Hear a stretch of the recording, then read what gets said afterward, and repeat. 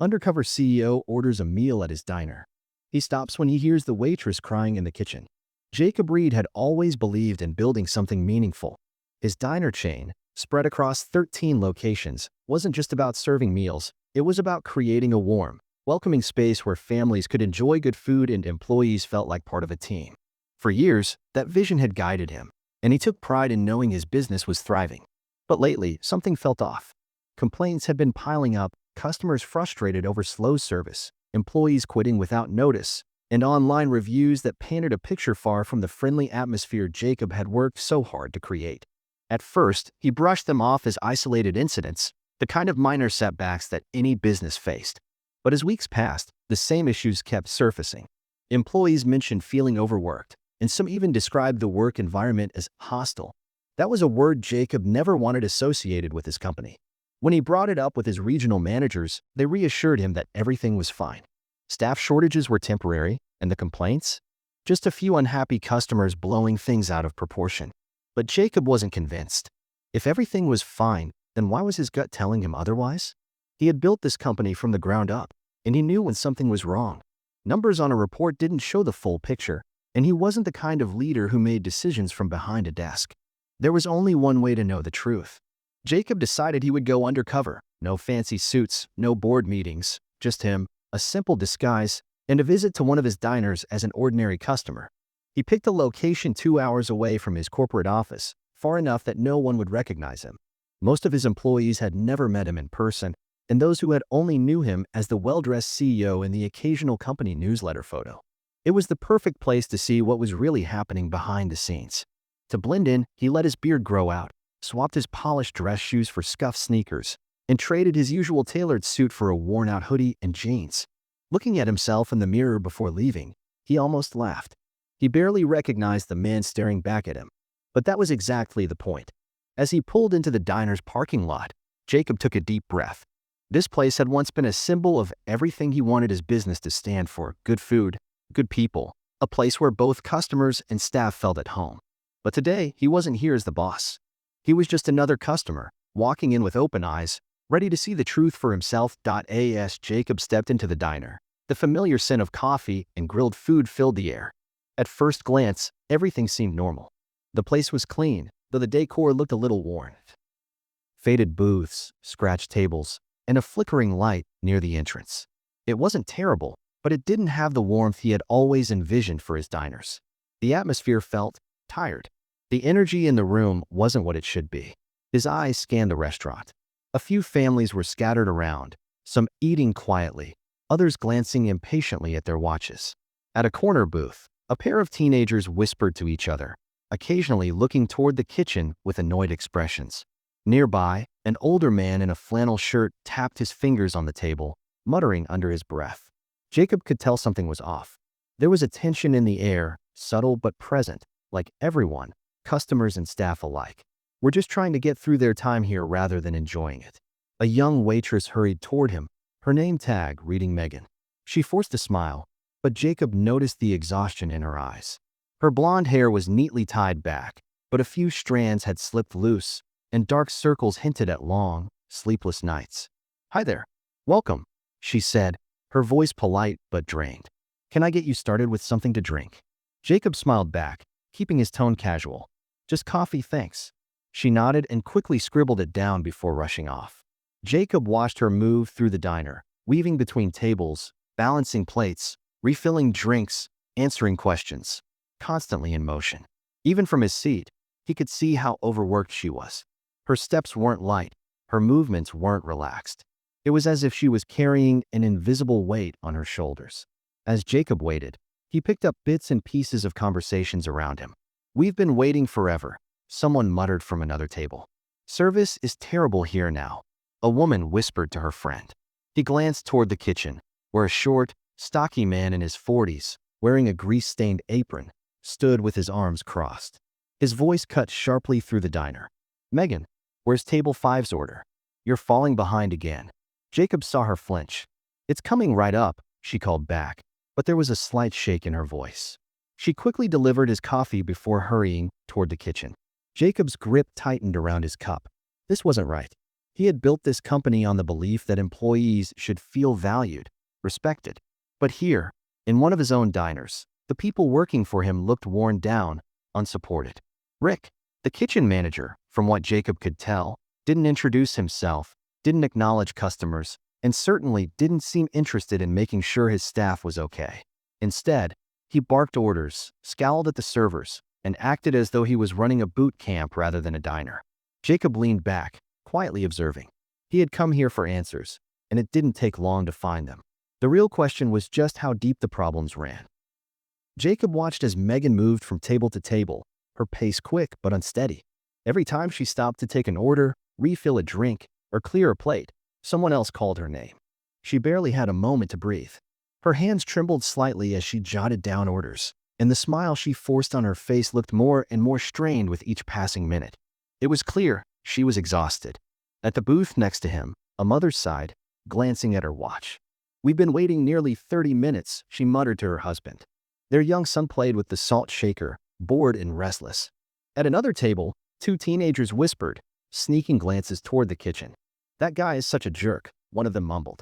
He was yelling at the servers earlier. Jacob didn't have to ask who they were talking about. Rick's voice cut through the noise again. "Megan, I'm not going to tell you again, move faster." Megan flinched, quickly nodding before rushing to grab plates from the kitchen window. Jacob's stomach twisted.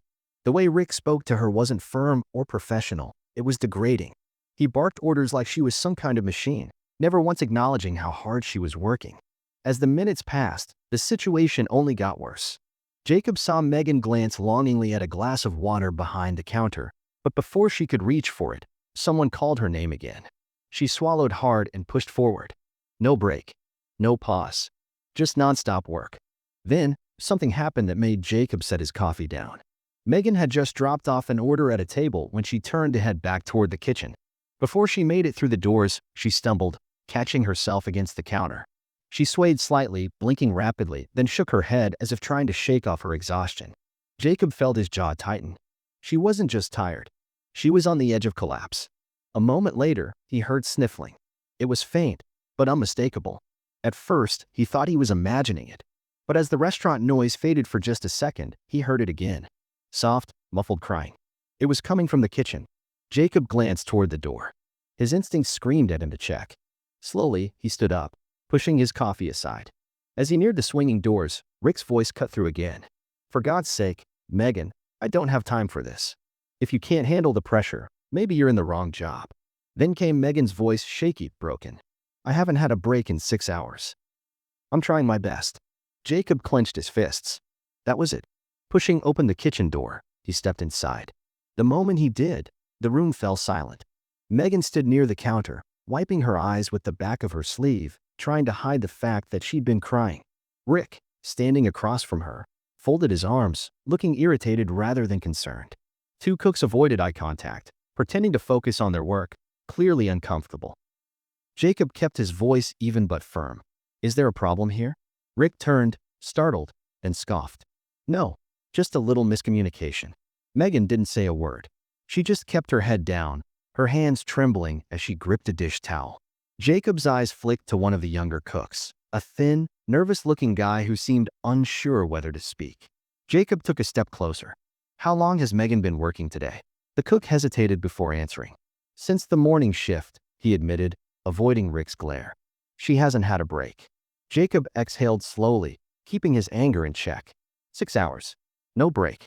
No water. And this guy was still yelling at her? Rick rolled his eyes. "We're short-staffed. She knows the job is demanding." Jacob took another step forward, his expression unreadable. "So being short-staffed means treating employees like machines?" Rick stiffened. "Look, buddy, I don't know who you think you are, but..." Jacob cut him off. "I'm someone who doesn't like seeing good employees being treated like garbage." For the first time since he walked into the diner, Jacob felt the weight of what he was about to do. He had come here to observe, to understand what was happening. But now, he realized, he wasn't just here to watch. He was here to fix this. Jacob took a deep breath, his patience wearing thin. He had seen enough. He had heard enough. Megan stood there, holding back tears, and Rick, the man who was supposed to lead this team, acted as if she were nothing more than a replaceable part of the machine. Jacob's voice was calm, but there was no mistaking the authority behind it. "She deserves respect," he said, locking eyes with Rick. "Every person working here does. And if you think it's acceptable to run this place like a sweatshop, then you're in the wrong job." Rick let out a short, mocking laugh. "Respect? This is a restaurant, not a daycare. If she can't handle the heat, she can walk out that door. Plenty of people are looking for work." He crossed his arms, clearly enjoying his own words. "Besides, you don't run this place." "I do." For a brief second, the room was completely silent. The only sound was the distant clatter of dishes in the sink. Megan and the cooks stood frozen, their eyes darting between Rick and Jacob, waiting for what would happen next. Jacob reached into his back pocket and pulled out his wallet. He flipped it open and held it up just enough for Rick to see the company ID. His name, his title, CEO. "I do run this place," Jacob said, his voice sharp and clear. Rick's smug expression disappeared instantly. His face went pale as he blinked, struggling to process what he had just heard. The two cooks exchanged wide-eyed glances, while Megan gasped softly, her hand flying to her mouth. Rick stammered, his confidence crumbling. He took a half-step back, suddenly unsure of himself. "You're done," Jacob continued, his words final. "Pack your things and leave. Now." The weight of the moment crashed over the room. Rick opened his mouth as if to argue, but no words came out. His arrogance, his excuses, none of it would save him now. For the first time, he looked small, defeated. Jacob didn't wait for a response. He turned to Megan, his expression softening. "You're doing a great job," he said sincerely. "And I'm sorry you've had to deal with this." Megan looked at him, her eyes glistening with disbelief. For months, she had pushed through exhaustion, swallowing her frustration because she had no choice. Now, for the first time, someone had stood up for her. Jacob shifted his gaze to the young cook, Connor, who had spoken up earlier. "And you," he said, nodding. "I appreciate what you did. Standing up for your coworker? That's leadership." Connor swallowed hard, looking down for a moment before meeting Jacob's eyes. I just didn't think it was fair," he admitted. Jacob gave a small smile. "Neither did I." As Rick stormed out of the kitchen, slamming the door behind him, Jacob looked around at the remaining employees. The fear, the tension, it was still there, but now there was something else. Hope. Something was about to change. And Jacob wasn't leaving until he made sure of it. The air in the diner felt different now. The weight that had been pressing down on everyone seemed to lift the moment Rick walked out the door. But Jacob knew that firing one bad manager wasn't enough. The real work was just beginning. He gathered the staff in the dining area, speaking to them not as their CEO, but as someone who had seen their struggles firsthand. He told them things were going to change, that they deserved better. No more working long hours without breaks. No more disrespect. No more feeling like they had to push themselves to exhaustion just to keep things running. "I should have seen this sooner," he admitted, his voice honest. "That's on me. But I promise you, I'm here now. And I'm not leaving until this place is running the way it should." For the first time, Jacob saw something in their faces he hadn't seen when he walked in. Relief. Maybe even trust. The first change came immediately. He told Megan to take the rest of the day off. At first, she hesitated. She wasn't used to being given a break. But when Jacob insisted, she let out a breath, nodded, and for the first time all day, she smiled. Then, he turned to Connor. "You stood up when it mattered," Jacob said. "That's the kind of leadership we need here." Without hesitation, Jacob promoted him to assistant manager. Connor's eyes widened in shock, and for a moment, he couldn't even find the words to respond. "I won't let you down," he finally managed. Jacob also made sure the diner was properly staffed. No more one person doing the job of three. He called his office and set up immediate hiring plans for more workers. And as for Rick's replacement, he promised to find someone who would actually lead with respect. Weeks passed, and little by little, the changes took effect. The tension was gone, replaced with something that had been missing for too long: pride. Employees moved through their shifts with confidence, and customers noticed.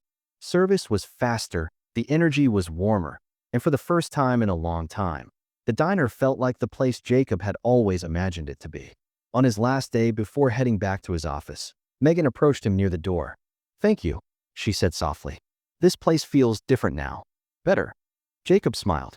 "It is better," he said, "because you in this place matter. And I won't forget that again." Then, with one last look at the diner, **** his diner, finally back on the right track. Asterisk asterisk he stepped outside, knowing he had done what he came here to do. If you enjoyed this story and want to see more powerful and emotional stories, make sure to subscribe to the channel. We bring you inspiring content that makes you think, feel, and see the world differently. Don't forget to hit the like button and leave a comment below. What part of this story impacted you the most? See you in the next story.